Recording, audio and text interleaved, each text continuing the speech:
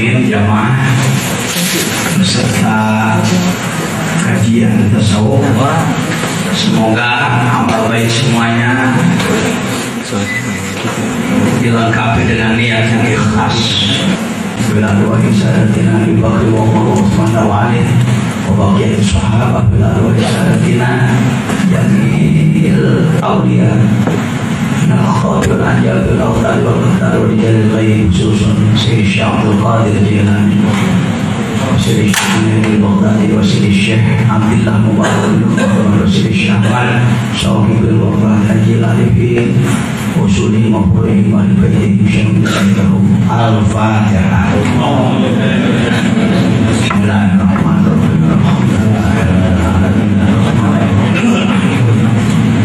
Iyyaka na'budu wa iyyaka nasta'in ihdinas siratal mustaqim siratal ladzina an'amta 'alaihim ghairil maghdubi 'alaihim waladdallin. Amin. Untuk menghemat tenaga saya dimanapun saya berkhidmat membahas Miftahul Sudur, saya memohon ada yang membantu untuk membacakan. Apakah satu orang, dua orang, tiga orang, silakan. Orang yang dianggap berkemampuan untuk membaca, sudah memahami sekali dan lain sebagainya, silakan ke depan. Bismillahirrahmanirrahim. Al-faslul awwal fi bayani mahiyatin nafyi wal itsbat. Wa amma mahiyatun nafyi wal itsbati fa huwa afdalu wa asad ta'thiran wa huwa kalimatu la ilaha illallah. Qala Allah Ta'ala fa'alam annahu la ilaha illallah. Surah Muhammad 48:19. Qala Nabi sallallahu alaihi wasallam afdalu ma qultu ana wa nabiyyuna min qabli la ilaha illallah. Thumma qala man qala la ilaha illallah khalisan mukhlisan dakhala al-jannah. Thumma qala laysa ala ahli la ilaha illallah wahsha fi quburihim wala fi nushurihim. Thumma qala law jaa qailu la ilaha illallah bi qurbil 'ardi dhunuban la ghafara Allahu lahu dzalika. Wa hadhihi al-kalimatu thayyibah kama tutahhiru dzakir an asy-syarqil jali tutahhiru an asy-syarqi al-khafi wa taj'aluhu khalisan mukhlisan. Wa aidan inna hadhihi al-kalimah tujarradul quluba an hujudil 'alaa'il unsuriyah wa tusaqil nufus anil radha'il was-sifatil hayawaniyah wa takshifu lidhakiriha 'ala ad-dawam was-sidqi wal ikhlasil ulum ad-diniyah wal asrar al-ghaibiyah wa tashhadu anwa'a tajalliyatil ilahiyah bisyarti akhdhiha min qalbi taqiyyin naqiyyin mimma siwa Allah la bi kulli kalimatin yusma'u min afwahil 'ammah wa in kana lafdhu wahidan lakin fil ma'na tafawut. Lianna al-qalba yahya idha akhadha badra tauhid min qalbi hayyin fayakunu badran kamilan wa badru ghairul bali la yanbutu. Qala an-nabiyyu sallallahu alaihi wasallam inna Allaha harrama 'alan nar man qala la ilaha illallah yabtahi biha wajha. Rawahu Bukhari wa Muslim. Sudah cukup dulu ya. Sebelum masuk pada pasal awal, dengan tidak bermaksud ingin disanjung, kira-kira dengan sekelumit pembahasan muqaddamah tadi ada tambahan pengetahuan? Ada tambahan pengetahuan? Ada sedikit pencerahan barangkali? Itu aja lah yang saya tanyakan, supaya saya tidak menjadi burung beo bicara tapi tidak bermakna. Saya ingin al-kalamun walaupun berkabung pilih ada manfaat dan faedah. Minimal terbukalah ternyata mutiara yang Allah hilang adalah zikir. Tetapi mari kita masuk zikir yang bagaimana, yang bisa ausolul wasail abdulul umuril fadail. Yang mana zikir yang berbobot sampai mampu menembuskan kalbu kepada Allah dengan tetap menghormati semua zikir-zikir yang lain. Pasal pertama menjelaskan tentang hakikat kalimat yang mengandung nafi dan isbat, yaitu kalimat la ilaha illallah. Ya. Maaf, saya tidak bermaksud merendahkan, tapi pengalaman diri saya sendiri. Saya belajar di pesantren, kalau tahunnya belasan tahun. Saya ikut kuliah dan selesai. Jujurlah, saya sendiri belum paham bahwa kalimat la ilaha illallah itu di atas kalimat yang lain. Saya masih menganggap ya la ilaha illallah amalan biasa. Saya sendiri. Mungkin yang lain kawan-kawan tidak seperti saya mungkin, tapi mungkin juga seperti saya. Wa amma mahiyatun nabi wal isbat. Adapun hakikat, mahiyah itu hakikat. Kalimat yang mengandung nafi dan isbat, bahwa afdolu, ialah kalimat yang sangat unggul, yang lebih unggul, wa asyaddu, dan lebih apa asyaddu?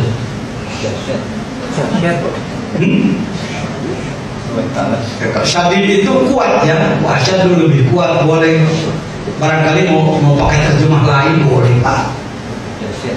Lebih berbobot, lebih dahsyat boleh. Itu aja, jangan macet. Wajah lebih berbobot, lebih dahsyat, lebih luar biasa. Apa takfiran, dampaknya, bekasnya. Apa dia? Wahwa kalimat itu la ilaha illallah. Sekurang-kurangnya ada tiga sisi kita melihat la ilaha illallah. Pertama, orang masuk Islam dari agama lain baru bisa dinyatakan masuk kalau menggunakan kalimat ini, asyhadu an la ilaha illallah wa asyhadu anna muhammadar rasulullah. Yang kedua, orang husnul khotimah. Lebih diharapkan orang bisa husnul khotimah kalau kalimat terakhir dia ucapan adalah la ilaha illallah. Kalau sampai dua hal itu Pak, dua hal itu insya Allah masyarakat banyak yang paham. Tapi yang ketiga ini saya ingin angkat di mana-mana. Telah diuji coba oleh para ahli, ternyata memperbaiki qalbu dengan mengamalkan kalimat la ilaha illallah lebih berhasil. Ini masuk Islam dengan la ilaha illallah tidak sulit pun paham. Husnul khatimah wa la ilaha illallah, doanya sering dibaca. Ya. Allah ya Allah ya Allah Fatimah tidak baca. Tetapi kalau membersihkan qalbu dengan kalimat la ilaha illallah, ternyata lebih banyak, nyata berhasil. Telah dilakukan oleh jutaan manusia di dunia selama ribuan tahun. Nah, jangan dianggap ini baru sejak Surya ya, bukan. Ya, kita mengenal istilah darwis. Silakan buka di internet darwis. Apa itu darwis? Para sufi. Bukan sejak Islam. Agama Nabi Muhammad sebelum itu pun banyak darwis. Itu baik. Kalau Allah Ta'ala, dasar Al-Qur'annya adalah surah Muhammad ayat 19. Fa'lam, ketahuilah. Kalau dalam bahasa Arab ada kalimat fa'lam, menunjukkan setelah fa'lam itu apa? Perkara yang sangat penting. Ketahuilah. Buka pikiran, buka qalbu, buka mata. Siapkan zahir batin. Annahu adalah domir sya'an. Domir sya'an dalam ilmu balaghah disebut apa? Salah satu ada takkid. La ilaha illallah.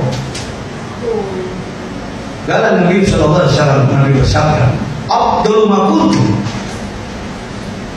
Kalimat yang paling utama aku ucapkan ana oleh saya, wa nabiyuna dan para nabi min qabli sebelumku sampai Nabi Adam alaihissalam adalah la ilaha illallah. Hadis-hadis di dalam kitab usul ini kalau ingin lebih lengkap lagi mengetahui sanad-sanadnya, baik berhubungan dengan Singapura atau mungkin di Suriah juga sudah ada. Di rumah saya juga sudah ada, tapi saya cari tidak ketemu. Nggak apa-apa, nanti menyusul ya. Karena kadang-kadang orang suka beranggapan, orang tasawuf hadisnya nggak jelas sanadnya. Saya perlu menyampaikan hal itu. Summa qala man qala la ilaha illallah, orang yang mengucapkan kalimat la ilaha illallah khalisan,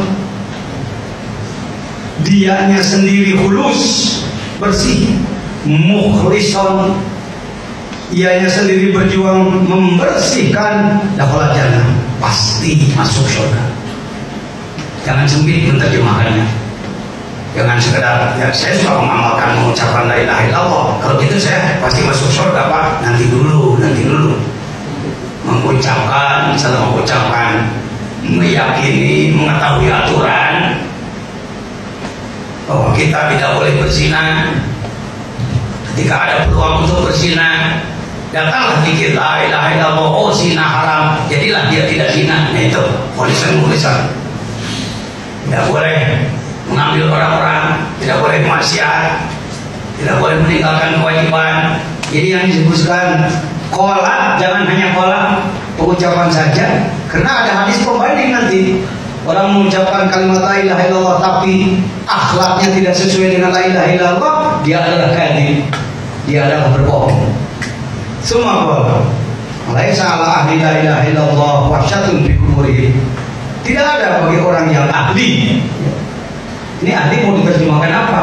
Ahli keluarga besar atau ahli keahlian? Yang ahli, yang memang pengamal, pemaham, yang mendalam, sehingga ia berakhlak baik, sehingga ia bertakwa, tentu tidak ada wahsyat, sesuatu yang ditakuti di kuburnya, wala fi nusyurihim, dan ketika bangun di hari kiamat nanti. Bahkan Rasulullah bersabda, "Law ja'a ghairu la ilaha illallah bi qurbil ardi dzunuban."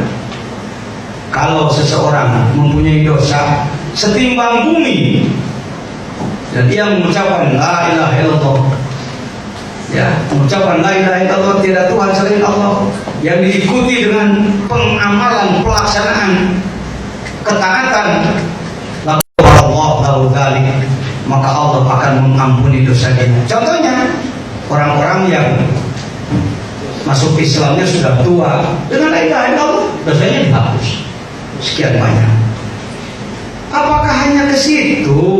Dijelaskan lagi wahadil kalimatut thayyibatu, dan kalimat yang baik ini kama tutahhiru dzakira anisyirkil jaliyyi, seperti halnya ia mampu membersihkan orang yang berzikir dari syirik jali, syirik yang nyata, mempertuhan selain Allah, punya Tuhan selain Allah, bertuhan kepada selain Allah, syirik jali. Dengan menyatakan la ilaha illallah, tiada Tuhan selain Allah, hilanglah syirik jali. Bukan hanya syirik jali, tutahhiruhu anisyirkil khafiyyi, juga membersihkan kalbu si dzakir dari syirik yang khafi, syirik yang sama. Apa itu syirik yang sama? Saya jelaskan dulu sedikit. Penyakit kalbu. Kalau saya ditanya Pak Dirjen, sebenarnya penyakit kalbu itu berapa? Saya nggak sanggup Pak, kalau harus merinci satu persatu, karena mungkin ribuan, ratusan ribu, jutaan. Tetapi yang tersampaikan saja melalui Al-Quran, As-Sunnah, dan kitab-kitab ulama, Ihya Ulumuddin saja menyebut 52 penyakit kalbu. Ya kalau Ihya. Tanwirul Qulub menyebut 7. Oh cuma 7 sih, gampang jawabannya. Itu biangnya. Kibrun wa hirsun syahwatun summa hasad, ghadabun bukhlun summa hikdun qadwaro. Kibrun sombong, hirsun tamak, syahwat tadi kan nafsu, hasad dengki, ghadab pemarah, bukhlun pelit, hikdun dendam. Kira-kira dari yang ini cuma berapa yang ada di kalbu kita? Terserah, saya tidak boleh menuduh orang. Kalau saya sih yang ngomong, insya Allah komplit Pak. mudah-mudahan kawan-kawan mengatakan Pak Jejen aja aku begitu, apalagi aneh. Barangkali. Jangan terpaksa, jangan. Siapa tahu Anda sudah bersih ya. Ini saja. Ini mau bersihkan yang gini-gini gak mudah ini. Maaf saya akan lemparkan sedikit. Pernah mendengar orang yang disebut Fir'aun? Pak Jejen nanya kira-kira Pak Jejen ini bukan anak TK. Oh nanya gituan sih. Kalau cuma ditanya pengen apa enggak, jawabannya enggak, bagus. Jangan mau, jangan ada niat pengen jadi anak buah Fir'aun. Tapi ilmu tasawuf itu ilmu rasa. Apakah engkau sudah merasa jadi anak buah Fir'aun? Bingung juga ya. Udah. Kita mengenal ilmu tasbih dalam ilmu lafaz. Ilmunya ilmu bayan, ilmu penyamaan. Mathaluhum kamathali ladzi istawqada nar dan lain-lain. Ya, dan lain-lain. Nah. Kalau kita punya pegawai namanya siapa nih? Mas Udin ya. Harusnya dia kerja di sawah dari jam 7 sudah mulai. Ditengok ke sawah jam 10 belum ada. Tahu-tahu sedang main layangan. Kata yang punya sawah, ini waktunya kerja. Ya, emang kenapa? Kerja. Kerjaan segini itu. Kamu kan digaji oleh saya, segitu aja dihitung. Kira-kira kita akan mengatakan si Udin sombong apa enggak? Sombong apa enggak? Fir'aun sombong apa enggak? Jadi si Udin anak buah siapa? Terganti. Sudah pernah enggak datang waktu sholat kita terus ngobrol, terus main dan lain-lain, pernah? Iya. Sombong apa enggak? Udah layak nggak jadi anak buah Fir'aun? Gitu aja dosa. Sejak 78 sudah mulai buka pesantren. Ya disebutlah oleh orang santri sukses katanya. Maka kita bisa bikin pondok lagi, bisa banyak lagi santri ke kita. Tetapi bermainnya di pengetahuan otak aja gitu. Kolbu nggak diurus. Antara lain, kalau menyampaikan agama, ceramah, ngaji kitab, dalam hati selalu ada, kira-kira dapat imbalan apa? Itu manusiawi. Tapi ada hal yang manusiawi yang diikuti, ada yang dikontrol. Buktinya kalau kita selesai ceramah di satu daerah, pulang, lalu kita nggak diberi apa-apa, sebelum belajar makrifat, muncul dalam hati, gua tandain loh, kalau ngundang lagi nggak bakalan gua terima. Lu nggak punya pengertian sama gua. Kira-kira cuma saya atau kawan-kawan pun begitu? Jujur aja. Setelah belajar makrifat, belajar menjadi pengamal zikir yang ini, adalah perbedaan. Ada perbedaan. Nah, itu bukan sesuatu yang datang ujug-ujug itu. Ada ilmunya itu, ada disiplin ilmunya, ada aturan mainnya, ada sistemnya itu. Nggak semata-mata talenta ya. Ini sih udah bawaannya aja, supi gitu. Enggak. Siapa yang nggak tahu yang namanya Sayyidina Umar? Umar dulu sebelum iman berani nggak mengatakan Umar soleh sejak kecil, berani nggak? Hah? Dia luar biasa jagonya. Yang namanya mateni mungkin kerjaan sehari-hari. Yang namanya minum-minuman, yang namanya dan naik kuda aja saya sebut. Tapi setelah taubat, bagaimana perubahan orang yang kalbunya sudah bercahaya, bernurani, dengan orang yang belum bercahaya. Bukan hanya ulama yang harus menjadi memahami, mempelajari, memahami, mengamalkan ilmu ini, bukan hanya ulama, pengusaha, atlet, politikus. Saya pernah menyebutnya dalam kajian-kajian hikam di pondok saya pada bulan Ramadan.